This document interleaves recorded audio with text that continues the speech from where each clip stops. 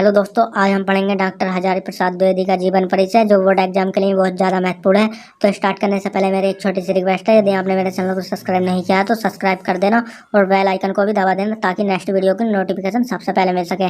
तो चलिए स्टार्ट करते हैं। सबसे पहले आपको हेडिंग डाल देनी है साहित्यिक परिचय, और उसके आगे लिख देना है डॉक्टर हजारी प्रसाद द्विवेदी का जन्म बलिया जिले के दुबे का छपरा नामक गाँव में सन 1907 ईस्वी को हुआ था।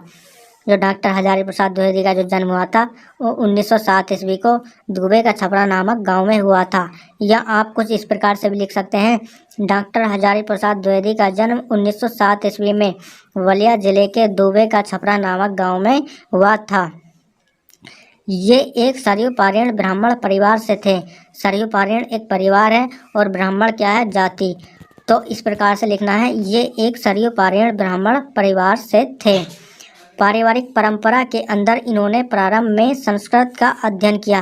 पारिवारिक परंपरा क्या होती है, जो इनके पूर्वज थे वो संस्कृत का ही अध्ययन किया करते थे, तो इन्होंने उसी परंपरा के अंतर्गत संस्कृत का अध्ययन किया। और सन 1930 ईस्वी में काशी विश्वविद्यालय से ज्योतिषाचार्य की परीक्षा उत्तीर्ण की। सन 1930 ईस्वी में काशी विश्वविद्यालय से ज्योतिषाचार्य की परीक्षा उत्तीर्ण की। और उसका आगे लिखना है, सन 1950 में डॉक्टर हजारी प्रसाद द्विवेदी काशी विश्वविद्यालय में हिंदी विभाग के अध्यक्ष पद पर नियुक्त हुए। 1950 में डॉक्टर हजारी प्रसाद द्विवेदी काशी विश्वविद्यालय में हिंदी विभाग के अध्यक्ष पद पर नियुक्त हुए। ठीक है, इससे एक वर्ष पूर्व ही लखनऊ विश्वविद्यालय ने इनको डीलिट की उपाधि से सम्मानित किया। यानी कि 1950 से पहले, या कह सकते हैं आप 1949 में लखनऊ विश्वविद्यालय ने इनको डीलिट की उपाधि से सम्मानित किया। भारत सरकार ने सन 1957 में इन्हें पद्म भूषण की उपाधि प्रदान की।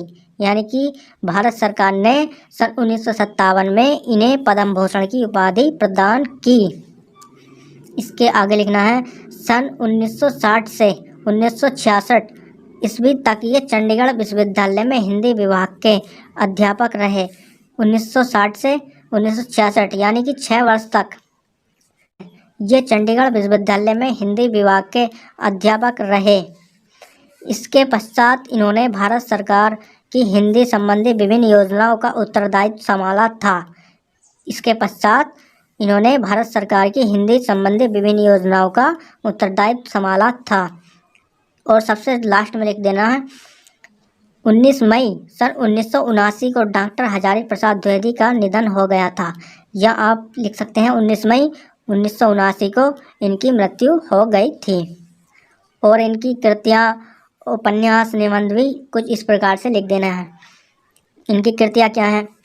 कृतियाँ, सबसे पहले हेडिंग डालनी है कृतियाँ, और उसके आगे लिखना है, आचार्य हजारी प्रसाद द्विवेदी ने हिंदी गद्य के क्षेत्र में उपन्यास, आलोचना, निबंध और इतिहास संबंधी बहुत से ग्रंथ लिखे। और इनके कुछ उपन्यास और निबंध कुछ बता देने हैं, एक दो। उपन्यास में लिखना है बाणभट्ट की आत्मकथा चारुचंद्र लेख, और निबंध में लिख देना है अशोक के फूल, कुटज विचार, कल्पलता और आलोक पर्व। इस प्रकार से डॉक्टर हजारी प्रसाद द्विवेदी का जीवन परिचय पूरा होता है।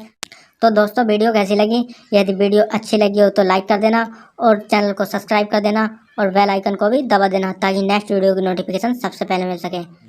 Thank you so much.